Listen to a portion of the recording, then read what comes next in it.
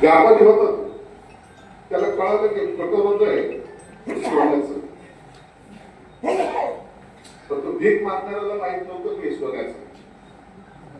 तो तर भिकाऱ्याकडे गेला, सांगितलं कठोराचं आहे तर मला विकत देतो का? तो जो भीक मागणार होता म्हणजे काही येडा झाला का व्यापारी?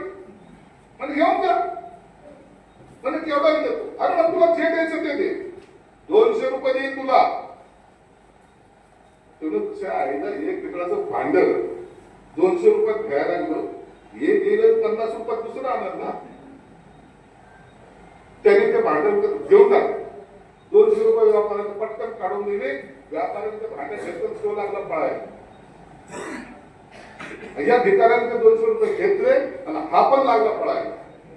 याला वाटलं तो व्यापारी येऊन मागे येऊन आपलं तो सगळं भांडं देऊन पुन्हा पैसे न घेऊ. आता व्यापाऱ्याला वाटलं जर हे भांडं तो पुन्हा जर मागायला आला तर भांड्याच्या हातात गेलं तर आपलं तो सोनच गेलं. मी ही गोष्ट यासाठी सांगतो की आपल्याकडे जे आहे तेच आपल्याला माहित नाही.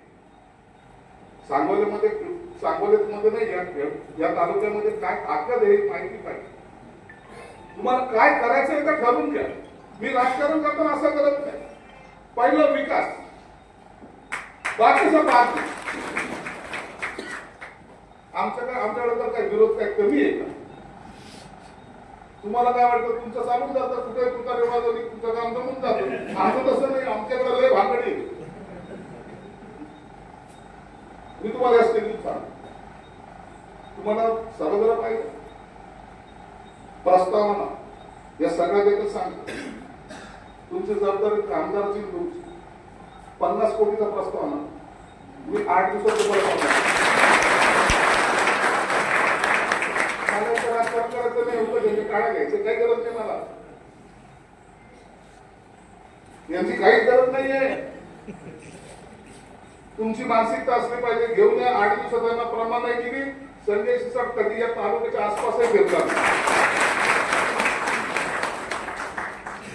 झालं आमदार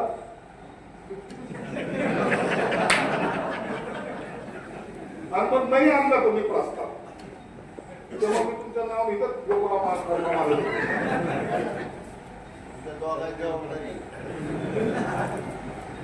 काम केलं पाहिजे. काम होत कसं नाही. मी 1200 कोटी रुपये ठेवले फक्त हॉस्टेलसाठी. 1200 कोटी माझ्याकडे प्रस्ताव आहे फक्त 48 पैसे आहेत माझ्याकडे. मागणार नाही मी काय करू. तुम्ही या तालुक्याचं राजकारण करा. येणारी जिल्हा परिषद असेल, नगरपालिका असेल, काय राजकारण करायचं करा. परंतु एक काम असं करा की जे फक्त आपलं सगळ्याच्या लक्षात राहिलं पाहिजे.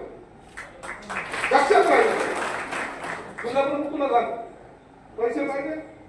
एक रस्ता असा घे, एक रस्ता. मला तालुक्याचा विकास करणार एवढा मोठा मी नाही. माझा विकास आमची बाकी राहिला. तालुक्याचा